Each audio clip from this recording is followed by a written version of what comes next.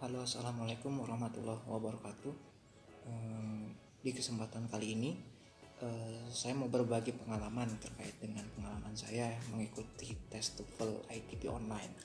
Jadi, tes TOEFL ITP online ini sebenarnya terobosan baru dari penyelenggara tes TOEFL pada umumnya, yakni adalah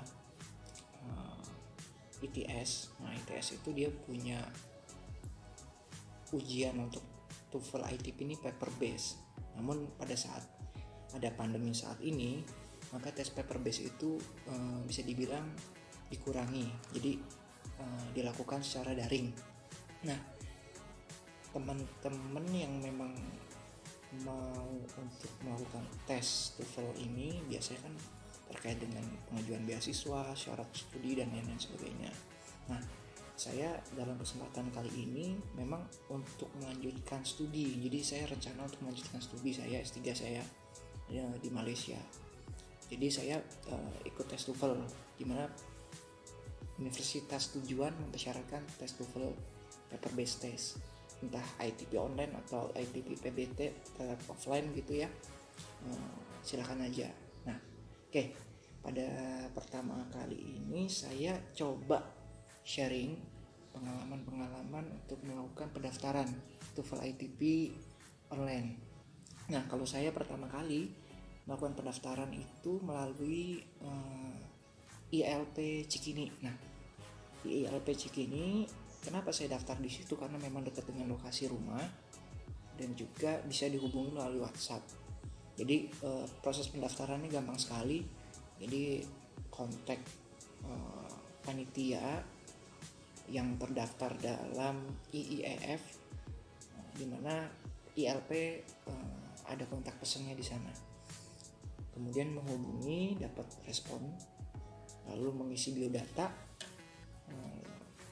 Biayanya sebesar 538.000, di mana 538.000 sudah include persiapan H-1 sebelum ujian.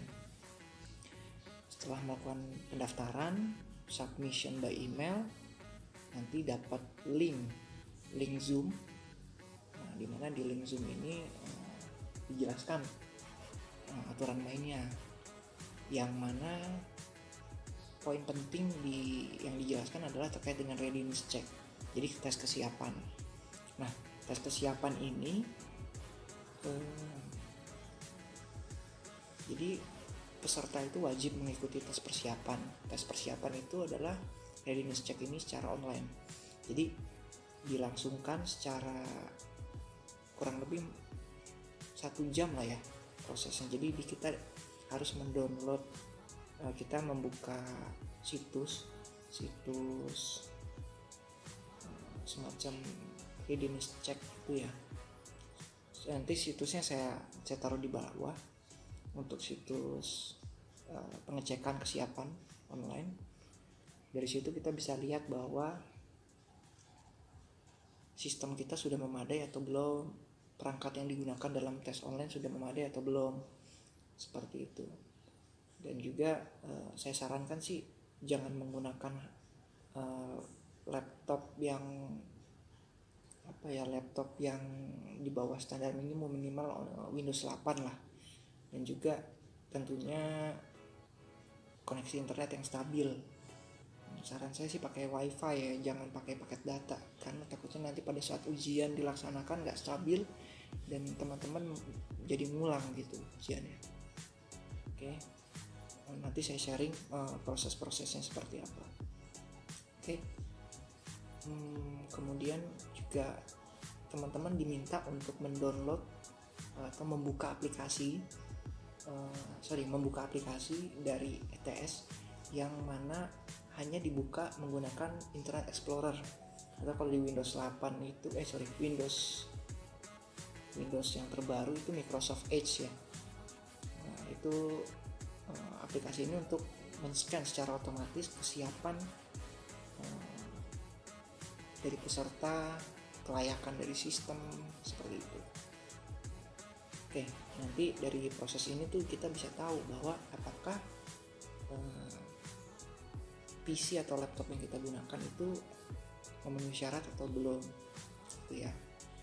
Jadi ini salah satu tes yang memang kita tidak boleh terlewati, apalagi teman-teman baru pertama kali untuk tes TOEFL ITP online ini. Nanti setelah dilakukan readiness check akan diinstal juga di laptop teman-teman atau PC teman-teman TOEFL audio browser.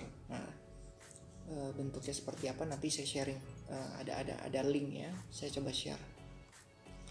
Yang mana nanti aplikasi inilah yang akan kita gunakan sebagai media untuk pengerjaan TOEFL ITP online ini.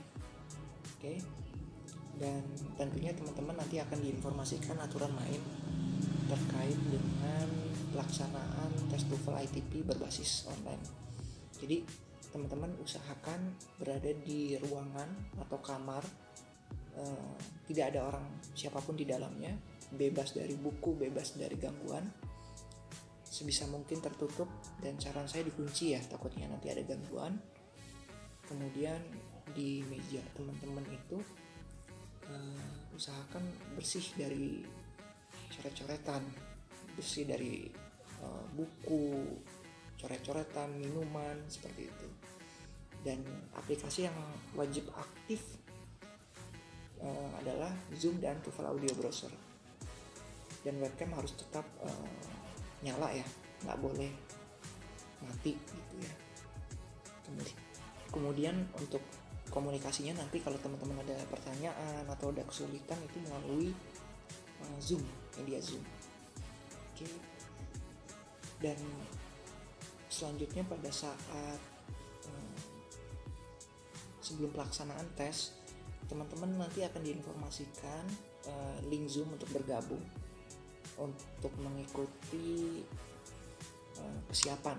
Jadi semisal pada saat hari H ya, jadi pada saat hari H-nya teman-teman diminta tunjukkan KTP atau paspor yang masih berlaku kepada pengawas atau proktor.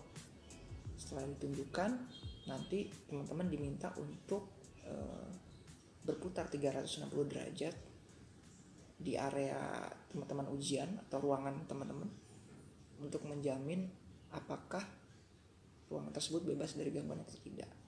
Gitu ya. Oke.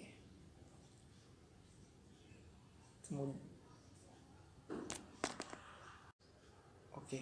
Jadi teman-teman yang melakukan ujian ini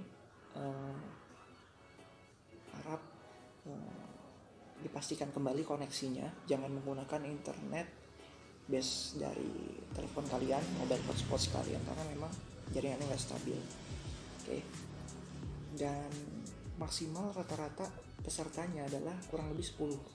Kebetulan pas saya ikuti tes TOEFL ITP online ini ya 10 orang atau 9 orang lah, 10 kalau nggak salah 10 orang, dan memakan waktu kurang lebih 2 jam lah ya. Saya mengerjakan kurang lebih 2 jam. Untuk awal-awal teman-teman diusahakan sudah sarapan, sudah ke toilet gitu, untuk supaya tidak ada gangguan pada saat pelaksanaan tes. Oke, pada saat tes dilakukan, jadi kita nanti diminta untuk membuka aplikasi TOEFL audio browser yang sudah kita install, lalu memasukkan session ID. Nah, setelah session ID dimasukkan, nanti teman-teman akan diminta untuk mengisi data diri sesuai dengan biodata yang sudah diisi pada saat pendaftaran, seperti nama belakang, nama depan gitu ya. Kalau sudah berhasil, nanti teman-teman diminta untuk memulai tes. Yang pertama adalah listening. Nah, pada saat listening itu teman-teman mending saya sarankan menggunakan headset ya, supaya lebih jelas. Kemudian bagian yang kedua adalah struktur dan written expression. Lalu ke bagian ketiganya yakni reading comprehension. Menurut saya sih kalau untuk teman-teman yang udah biasa listening itu akan mudah sekali ya, apalagi tesnya menggunakan headset, jadi lebih jernih suaranya. Dan memang tentunya masing-masing section memiliki durasi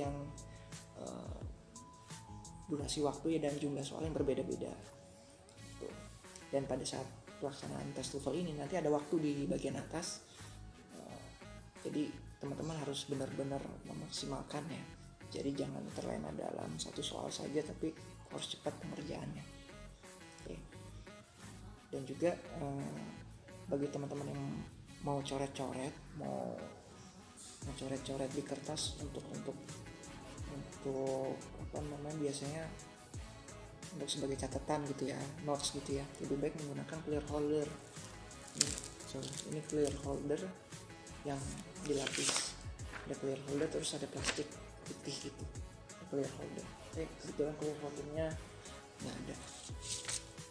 Oke. Nah, pada saat setelah teman-teman mengerjakan tes, nanti teman-teman bakal